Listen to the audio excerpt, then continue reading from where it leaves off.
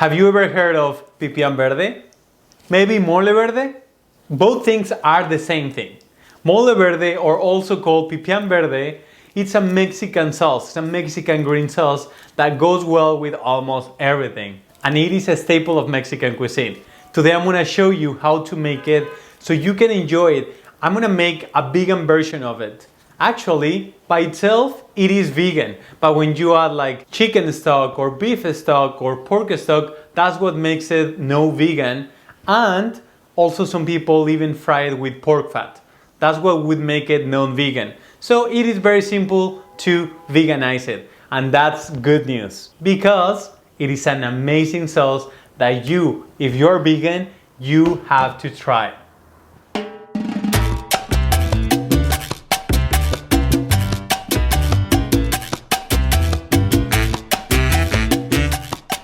Hello and welcome again to the Lalo Lab. My name is Lalo and today I'm going to show you how to make vegan Pipian Verde, also called as mole verde. The traditional base for Pipian Verde, there are these simple ingredients: garlic, onion, tomatillo, chile verde, meaning serrano, and cilantro.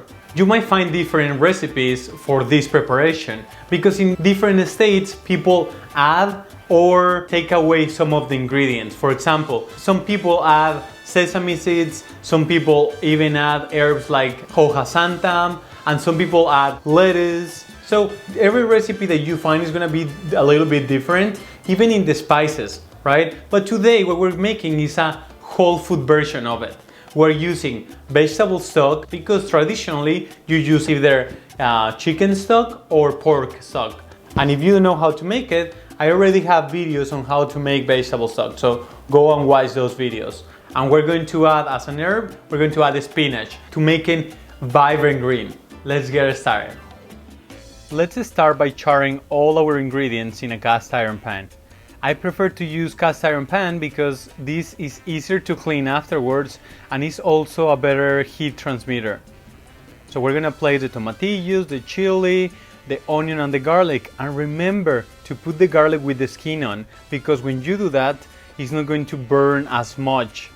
The garlic will be done first, and you can see now how it's very easy to peel and it's just gonna have a few marks on each side. Take out all the ingredients as they get charred, and the tomatillos, since they are round, just put them on the side. You can pile them up together so they char evenly. Okay, so now we're going to start blending. And something you need to take in consideration is that you need to add first the ingredients that contain water. In this case, the vegetable broth and the tomatillos.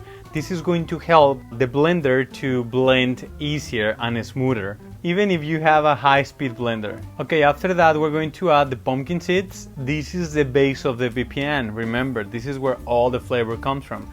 And to add a little bit more flavor, we are adding sesame seeds, like I mentioned before. We're going to add the spices here, allspice and cloves. And remember not to fill your blender so much. Fill it halfway or 3/4 of the way. If you need to do it in 2 batches, do it so, because it's going to be easier for your blender and you're not going to be blending there for 10 years. Now we're going to add the cilantro stems, the garlic and the onion, and we're ready to blend. Now you can see how the water that was at the bottom started blending and liquefying everything easier and smoother. Halfway you're gonna realize that the blender is having a little bit of a struggle. It's alright, it's gonna pick it up. If it needs a little bit more broth, just add little by little. And here we're gonna talk about the consistency of the Pipian Verde. The actual traditional way to make Pipian Verde and the texture of the sauce, it is very thick.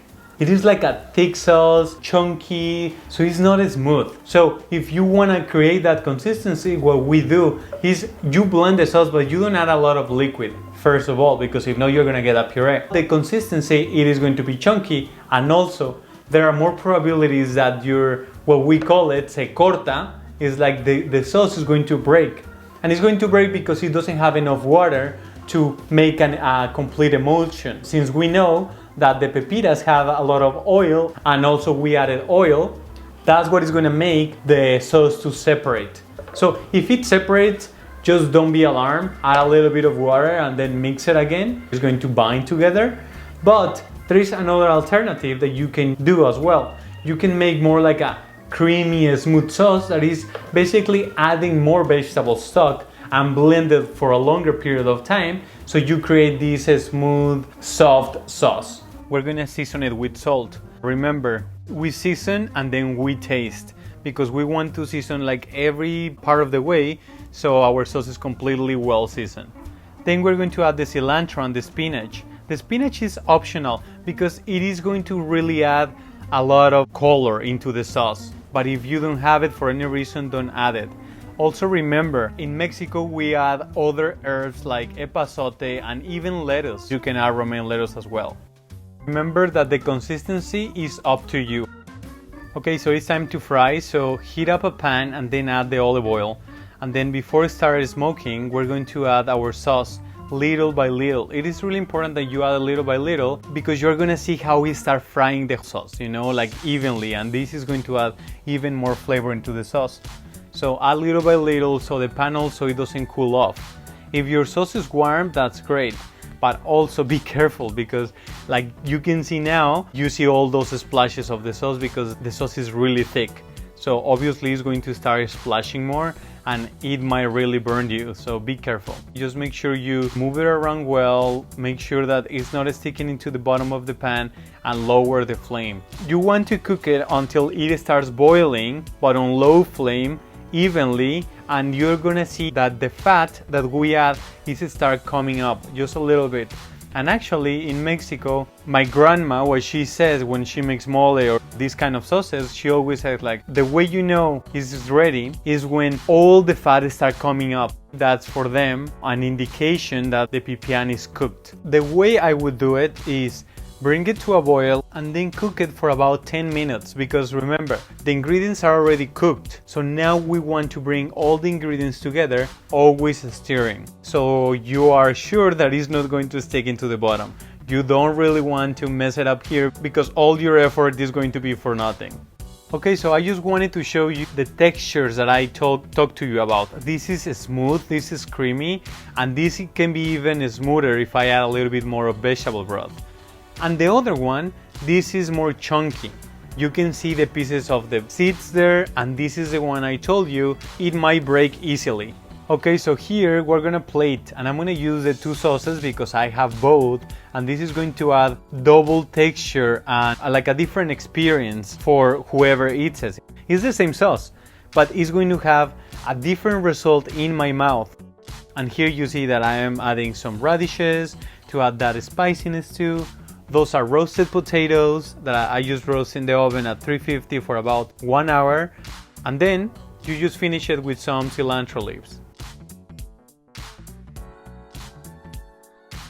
Okay, so what are the ways you can use this Pipian Verde? Traditionally, we serve it on top of the protein, but it is a sauce. So we, as a vegans, we can use it using tofu, grilled tofu, maybe baked tofu. You can use tempeh, you can use grilled vegetables, like on top of a leek, you know, like a poached leek with the sauce on top, like it will go really well. And even only mix with rice, with brown rice, that would be amazing, or white rice if you want. I would even use it, if you did the traditional way, as a dip.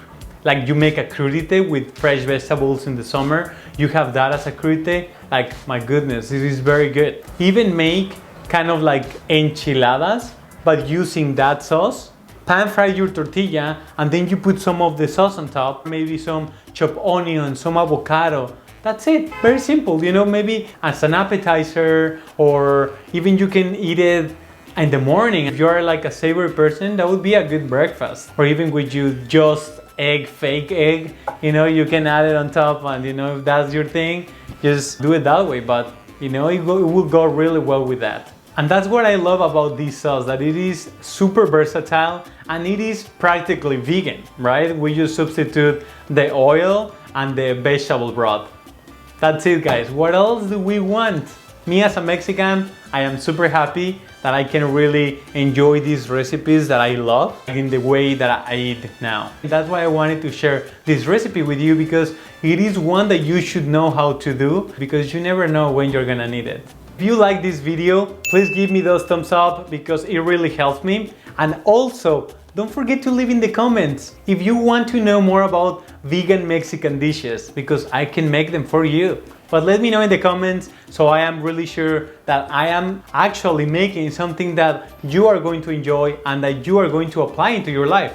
Because my channel is about that, inspiring people to cook more vegan. And if you're Mexican or you are not, but you love Mexican food like everyone in the world, just leave me in the comments what dishes would you like to know, and I'll do my best to cover them in a vegan way. So don't forget to subscribe, and I'll see you next week.